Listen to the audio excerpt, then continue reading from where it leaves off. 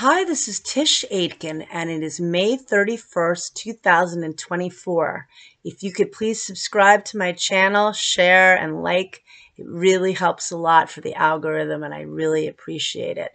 We are in a big swirl of energy. Jupiter recently changed signs and entered the mutable air sign of Gemini, going all different directions, and it's going to be in the sign of Gemini through June 9th of next year. We've got Venus in Gemini right now. It entered Gemini on May 23rd. The Sun will remain in Gemini through May 20th. But we're also building up to more Gemini, lots of air, communication, learning, networking, getting involved in your local environment, getting involved in local projects, the community, trying to get out again. And, we're in the new Pluto and Aquarius story, which is really big. It's about a whole new way of dealing with society, up-leveling our consciousness, dealing with technology, whether we like it or not, on a whole other level. And the idea, too, is that it can be further alienating, which we did see in the pandemic. It got us through, but a lot of people are struggling with depression and addiction and feeling like their dreams are lost. This is where all of this cerebral energy, it can have you scattered, because Aquarius is more, it's really, very scientific, and it is about communication, but it is about thinking in alternative ways, and it rules astrology and metaphysics, but it is more like hanging out at NASA, discussing, space and, big launches and such. Gemini is more accessible. It's that everyday, it's primary education, it's exchanging ideas with your coworkers, or meeting, maybe once a month to have a meeting to catch up on plans if you're part of a board, or, maybe you have something you're running with somebody else. It's the idea of getting together to exchange ideas, run ideas off of one another. It's networking. It's very much interactive. Obviously, technology can be very singular and solitary, which is not a great thing, obviously, for mental health, which is a very big focus for me, because we also have Neptune transiting at the final degree of the zodiac, which is at a fixed star known as Shiat, and it is connected with self-undoing and depression and suicide. And we have to be aware of that, because we want to find ways to work with the magic that we now have possible. The idea that we can learn new things, that there probably will be more local events and people having things to get out there again. See, that's a confirmation. But you can feel very scattered. Aquarius is fixed air, it's focused, it's very fast, rapid change, but Gemini is very adaptable and flexible.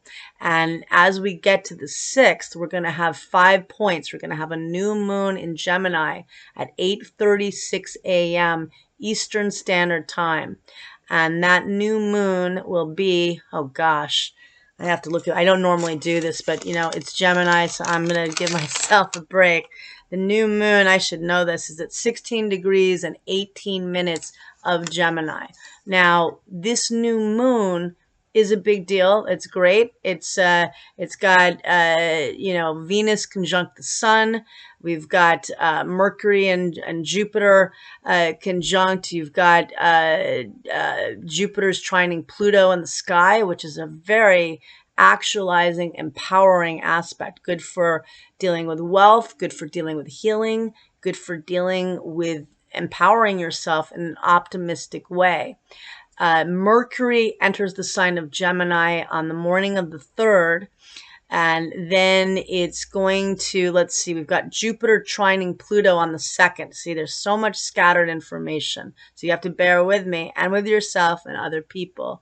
And also slow down sometimes, because you may, like me, I emailed myself 4 different things. I do that. I like to remind myself. I write things down, but I also email myself. So when I go to my inbox, it's right there for me to see. I sometimes have to do it 4 different ways to remind myself. So with that said, I saw that I emailed myself late at night, within like 3 minutes, 5 different things. And I had many different windows open on my computer. That's the energy.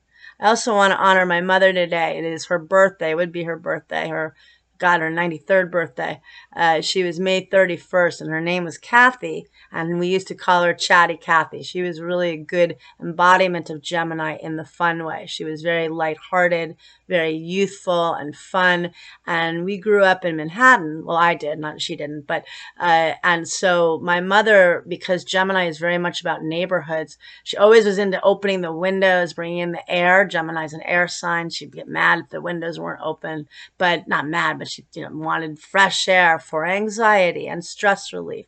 But also she loved going outside and just, running into people in the neighborhood and saying hello, or just people watching, or window shopping. And she would get a person's story. My dad used to joke on the bus, by the end of the bus ride, she wasn't much of a subway rider, but the end of the bus ride, she had that person's story down, because she cared. And now we've got the Gemini energy, where this is curiosity and this is about learning. And for a lot of people suffering from depression, maybe for some of you, you may not want to get out that much, but I talked to somebody yesterday that said she loves seeing music. She may not want to get too involved with other people right now, but being in a place seeing live music, that sounds like a great way to get out and do something social, something creative. Neptune in Pisces is so very creative, but Gemini is intellectual and creative and wanting to do different things.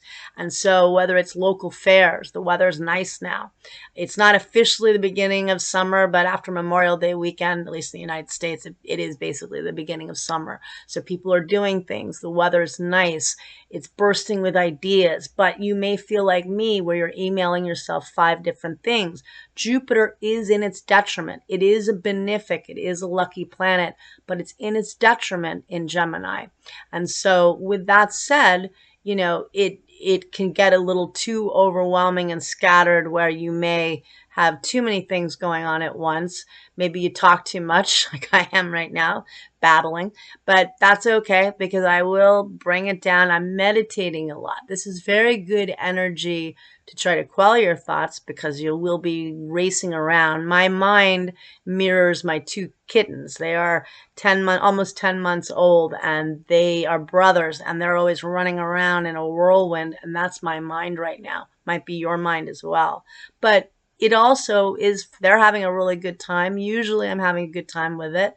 I think that with Gemini, the reason I say manifesting is that Gemini is ruled by Mercury, which is communication. Mercury enters Gemini, I think it's at 3:36 a.m. on the 3rd. And it's going to be in Gemini through June 17th. Both Mercury and Venus will change signs and enter Cancer that day. So that'll be a nice energy around nurturing and home and family and getting your needs met. But right now it's about being social. And if that means taking a workshop or taking local classes, going on a small trip with some friends, or even a day trip, getting involved with some things locally, doing some things to mix it up a little. I'm wearing a different color of nail polish today. I like it. I wish it were a little more gray, but I'm trying to do a plant-based nail polish. But if you know me, I swim in sunscreen. I wear it all the time. So some nail polishes come off pretty easily with who knows, it probably still have a lot of chemicals, whatever. I'm trying. We're all trying. So we've got this magical energy this week, but know that there's a lot going on. Being curious, trying to journal your thoughts, communication, journal things you're grateful for, because there's some people that are going to be struggling very much with depression. I'm not going to shy from that topic because it's central to me.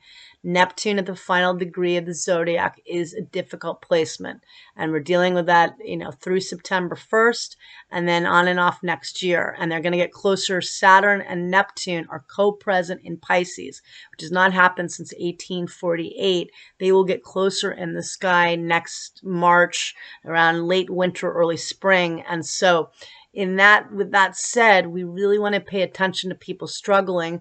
We want to innovate and create new dreams, just like that coffee house, exchanging ideas. How about ways to help people and to reach out to people, maybe having monthly or weekly meetings like with a group of people to get together so people don't feel so isolated, depending on where people are at. But maybe it's picking up a new topic. Jupiter trine Pluto is in Gemini and Aquarius. Jupiter in Gemini trining Pluto and Aquarius is a great invitation to learn new things, but even metaphysical topics, because Pluto is very much about transcending and transforming your thinking. Gemini is your thinking and your thoughts. And with Neptune, that connects to the subconscious mind. That's a very big deal too. It can help you to really magnetize your thoughts. But if they're negative thoughts, that's a self-fulfilling prophecy.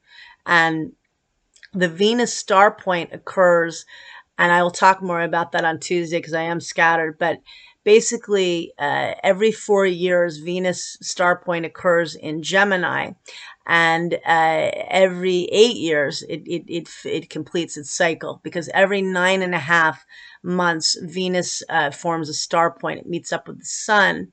And in this case, it's a superior conjunction, and it's going to be at 14 degrees and 29 minutes of Gemini. And early that day, Mercury is going to meet up with Jupiter, so the luckiest planet, and then you're going to have Venus on the sun.